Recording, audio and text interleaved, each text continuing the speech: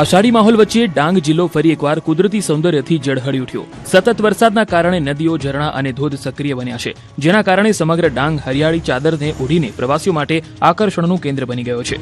જો કે આ મનમોહક નજારાની વચ્ચે તંત્રએ પણ સાવચેતી રાખવાની અપીલ કરી છે. ચારે તરફ વહેતી નદીઓ, ખડખડ વહેતા ઝરણા અને સક્રિય થયેલા ધોધ કુદરતના અદ્ભુત સૌંદર્યને વધુ મનમોહક બનાવી રહ્યા છે. સવારથી ક્યાંક ધીમી ધારે તો ક્યાંક ધોધમાર વરસાદ વરસ્યો છે, જેના કારણે પૂર્ણા, અંબિકા અને ગીરા નદીઓમાં પાણીની આવક નોંધપાત્ર રીતે વધી છે. સાથે જ ખાપરી નદીના જળસ્તરમાં પણ વધારો થયો છે. વરસાદી માહોલ અને ઠંડા વાતાવરણ વચ્ચે મોટી સંખ્યામાં પ્રવાસીઓ ડાંગ તરફ ઉમટી રહ્યા છે. હરિયાળીથી છલકાતા પહાડો, ધુમ્મસથી ઘેરાયેલા જંગલો અને ધોધના મનમોહક દ્રશ્યો પ્રવાસીઓને મંત્રમુગ્ધ કરી રહ્યા છે. લોકો આ યાદગાર ક્ષણોને પોતાના મોબાઈલ અને કેમેરામાં કેદ કરીને કુદરતી સૌંદર્યની ભરપૂર મજા માણી રહ્યા છે. જોકે વરસાદી માહોલ વચ્ચે તંત્રએ પણ પ્રવાસીઓ માટે મહત્વની અપીલ કરી છે. નદીના પટમાં ન જવા, ભારે વરસાદ દરમિયાન ધોધની નજીક ન જવા અને જોખમી સ્થળોથી દૂર રહેવા સૂચના આપવામાં આવી, જેથી કોઈ અનિચ્છનીય ઘટના ન બને. સુરતના રસ્તાઓ ફરી બેટમાં ફેરવાયા, વાહન ચાલકો પરેશાન. જુઓ આ દ્રશ્યો. સુરતના રસ્તા ફરી એકવાર વરસાદી પાણીમાં ગરકાવ થયા. સતત વરસાદ બાદ કડોદરાથી સુરત જતો મુખ્ય માર્ગ પાણીમાં ડૂબી ગયો. હરિપુરા પાટિયા પાસે ઘૂંટણસમાં પાણી ભરાતા વાહન વ્યવહાર ખોરવાયો અને લાંબો ટ્રાફિક જામ સર્જાયો. એટલું જ નહીં, સમગ્ર રસ્તો ડહોળા પાણીમાં ગરકાવ થતા વાહન ચાલકો રામ ભરોસે આગળ વધી રહ્યા છે. રસ્તા પર ઘૂંટણસમાં પાણીમાંથી વાહનો પસાર થતા જોવા મળ્યા. સામાન્ય વરસાદમાં ફરી રસ્તાઓ બેટમાં ફેરવાતા લોકોએ તંત્ર સામે રોષ વ્યક્ત કર્યો. સ્થાનિકોએ કડોદરા નગરપાલિકાની પ્રી મોન્સૂન કામગીરી સામે પણ સવાલો ઉઠાવ્યા. લોકોનો આક્ષેપ છે કે વરસાદ પહેલા યોગ્ય સફાઈ અને ડ્રેનેજ વ્યવસ્થા કરવામાં ન આવતા દર વર્ષે આ સમસ્યાનો સામનો કરવો પડે છે. બીજી તરફ વરસાદની આડમાં કેટલાક ઉદ્યોગો દ્વારા ઝેરી કેમિકલયુક્ત પાણી છોડવામાં આવે છે, કેમ કે તે અંગે પણ સવાલો ઉઠી રહ્યા છે. હવે જોવાનું એ રહેશે કે તંત્ર માત્ર નોટિસ આપીને સંતોષ માનશે કે પછી નિયમોનું ઉલ્લંઘન કરનારાઓ સામે ખરેખર કડક કાર્યવાહી કરાશે.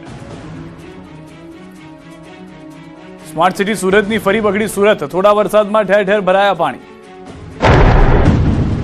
સ્માર્ટ સિટી સુરતની સુરત મેઘરાજાના દરેક નાનામાં નાના પ્રહારમાં બગડી રહી છે. થોડા જ વરસાદમાં આ વખતે સુરતના કેટલાય વિસ્તારો બેટમાં ફેરવાઈ રહ્યા છે. દ્રશ્યો સુરતના અઠવાલાઈન સાયબર ક્રાઇમ ઓફિસ વિસ્તારના છે. અહીં ગલીમાં નદી વહેતી હોય એવા દ્રશ્યો સર્જાયા. આ રસ્તા પર સાયબર ક્રાઇમની ઓફિસ તો છે જ, નજીકમાં નગર પ્રાથમિક શિક્ષણ સમિતિની શાળા પણ છે, જેના કારણે વિદ્યાર્થીઓ અને વાલીઓના શ્વાસ અદ્ધર થઈ ગયા. આમ તો સુરતનું તંત્ર પ્રિમોન્સૂનના દાવા કરી રહ્યું છે, પરંતુ દ્રશ્યો કામ ન થયું હોવાની ચાડી ખાઈ રહ્યા છે. સુરતમાં વહેલી સવારથી ધોધમાર વરસાદ વરસી રહ્યો છે. ભારે વરસાદના કારણે શહેરના અનેક વિસ્તારોમાં જનજીવન પ્રભાવિત થયું છે. અરેઠની વાવ્યા ખાડીમાં પાણીની ભરપૂર આવક થતા ખાડી પર પાણી ફરી વળ્યા, જેના કારણે રસ્તો બંધ કરવાની ફરજ પડી. માંડવી, અરેઠ અને બારડોલી તરફ જતા લોકોને હવે 15 થી 20 કિલોમીટરનો ફેરાવો ભોગવવો પડી રહ્યો છે. બીજી તરફ વરસાદ શરૂ થતાં જ શહેરના અનેક અંડરપાસમાં પાણી ભરાઈ ગયા. પાણી ભરાવાના કારણે રાહદારીઓ અને વાહન ચાલકોને ભારે હાલાકીનો સામનો કરવો પડ્યો. અનેક વિસ્તારોમાં લોકો વરસાદી પાણી વચ્ચેથી પસાર થવા મજબૂર બન્યા, જ્યારે નીચાણવાળા વિસ્તારોમાં પાણી ભરાતા સ્થાનિકોને મુશ્કેલીમાં વધારો થયો. સામાન્ય વરસાદમાં ફરી નીચાણવાળા વિસ્તારો પાણીમાં ગરકાવ. સ્થાનિકોએ જાતે પાણીનો કરવો પડ્યો નિકાલ. સુરતમાં વરસાદે ફરી એકવાર તંત્રની પ્રી મોન્સૂન કામગીરી પર સવાલો ઉભા કર્યા. ધોધમાર વરસાદ બાદ શહેર અને ગ્રામ્ય વિસ્તારમાં ઠેર ઠેર પાણી ભરાતા લોકોને ભારે હાલાકીનો સામનો કરવો પડ્યો. સુરતના ગ્રામ્ય વિસ્તારોમાં મોડી રાતથી વરસેલા વરસાદ બાદ બારડોલી, કડોદરા સહિતના અનેક વિસ્તારો પ્રભાવિત થયા. સોસાયટીઓ અને મુખ્ય માર્ગો પાણીમાં ગરકાવ થતા વાહન ચાલકો અને સ્થાનિકોને મુશ્કેલી પડી રહી છે. પાણીના નિકાલની યોગ્ય વ્યવસ્થા ન હોવાને કારણે અનેક વિસ્તારોમાં વરસાદી પાણી ભરાયા છે. કેટલાક સ્થળોએ સ્થાનિકોએ જાતે ગટરના ઢાંકણા ખોલીને પાણીનો નિકાલ કરવાનો પ્રયાસ કર્યો હતો. બીજી તરફ સુરત શહેરમાં પણ ધોધમાર વરસાદ બાદ નીચાણવાળા વિસ્તારોમાં પાણી ભરાયા છે. ઉધના નવસારી રોડ પર પાણી ભરાતા ટ્રાફિક જામની સ્થિતિ સર્જાઈ હતી. રસ્તા પર ઘૂંટણ સુધી પાણી ભરાયા, જેના કારણે વાહનોની ગતિને બ્રેક લાગી ગઈ. સતત ભાગતા દોડતા શહેરને જાણે વરસાદી પાણીએ અટકાવી દીધું છે. સ્થાનિકોનો આક્ષેપ છે કે દર વર્ષે વરસાદ દરમિયાન પાણી ભરાવાની સમસ્યા ઊભી થાય છે, છતાં તેનો કાયમી ઉકેલ લાવવામાં આવતો નથી. હવે લોકો તંત્ર પાસે માત્ર તાત્કાલિક નહીં, પરંતુ પાણી ભરાવાની સમસ્યાનો કાયમી ઉકેલ લાવવાની માંગ કરી રહ્યા છે. નવસારીમાં નદીઓ ગાંડી તૂર. વરસાદનું હજુ પણ રેડ એલર્ટ.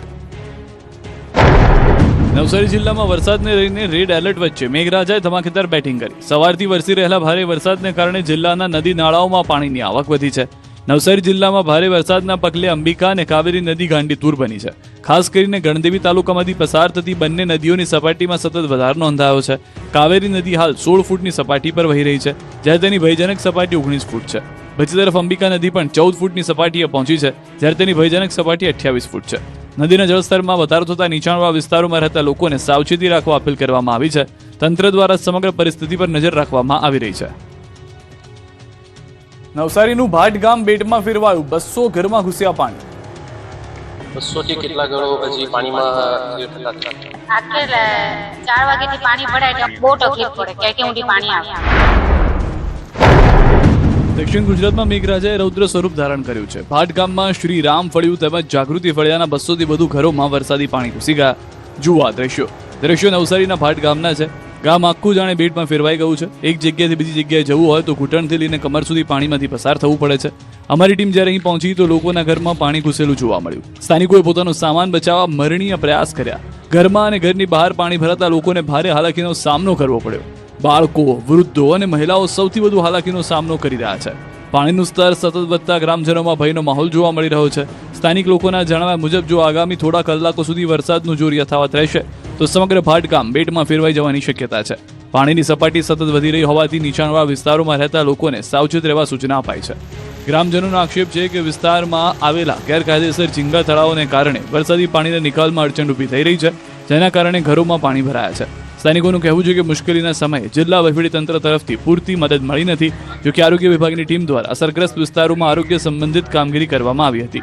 હવે ભાટ ગામના લોકો જિલ્લા કલેક્ટર પર આશા રાખી બેઠા છે કે એમને આ સમસ્યામાંથી બહાર કાઢે. મહત્વનું છે કે ઉપરવાસમાં પણ ભારે વરસાદને કારણે નદી નાળાઓમાં પાણીની આવક વધી રહી છે. હવામાન વિભાગે સમગ્ર દક્ષિણ ગુજરાત માટે રેડ એલર્ટ જાહેર કરતા સ્થાનિક તંત્ર પણ એલર્ટ મોડમાં આવી ગયું છે. જ્યારે બીજી બાજુ હવે માનવ સર્જિત સમસ્યા લોકોને પાણીમાં ડૂબાડી રહી છે. રાજ્યના 12 બંદર પર 3 નંબરનું સિગ્નલ, માછીમારોને દરિયો ન ખેડવા સૂચના.